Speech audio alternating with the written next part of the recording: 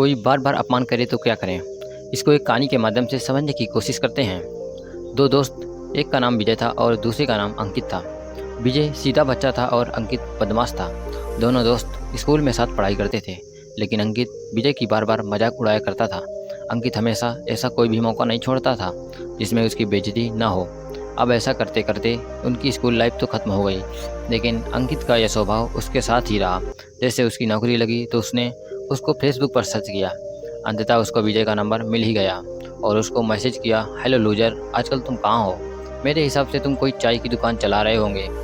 बहुत ही जल्द मैं तुमसे तुम्हारी चाय की दुकान में मिलूंगा और हम खूब सारी बातें करेंगे। ये सुनकर विजय भी थोड़ा सा गुस्से में हुआ, लेकिन उसने अपनी प्रतिक्रिया को रोक लिया और उसको नज़रअंदाज करते हुए उस बात को भूल गया। शादी होने के बाद थोड़ा अंकित को आत्मविश्वास बढ़ने लगा।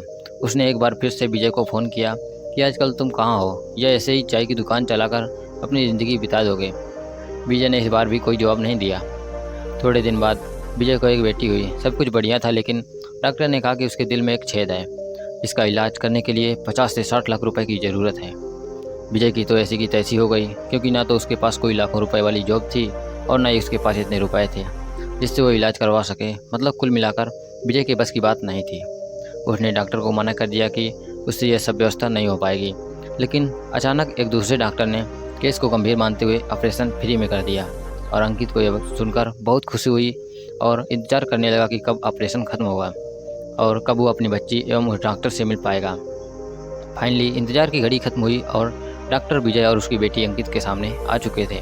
अंकित की आंखें नम थी और बेटी को लेने के बाद उस डॉक्टर के पैरों में गिर गया। आज समझ सकते हो कि ऐसा क्यों हुआ। जिस डॉक्टर ने ऑपरेशन किया था वह डॉक्टर विजय था, वहीं जिसका पूरी ज़िंदगी विजय का मजाक उड़ाया करता था। अंकित ने पैरों में गिरकर माफ़ी मांगी, क्योंकि वह शर्मिंदा है अपनी हरकतों के ऊपर कि उसने जिस दोस्त की इतनी मजाक उड़ाई है वो आज काबिल है। उसने उस दोस्त की मदद की है जिसने हमेशा उसकी मजाक उड़ाई।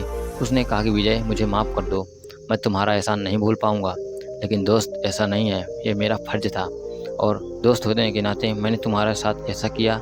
लेकिन जब अंकित ने पूछा कि जब तुम्हारे साथ इतना बुरा होता है तो तुम क्या करते हो, तो विजय ने जवाब दिया कि जब तुम मेरी मजाक उड़ाया करते थे तब मैं हमेशा सकारात्मक नज़रिए से अपने गुस्से को सही दिशा दिया करता था। और आज तुम्हारे दिलाए हुए गुस्से की वजह से ही मैं इतना बड़ा बन पाया हूँ कि मैंने अपने गुस्से को सही दिशा देना सीख लिया है।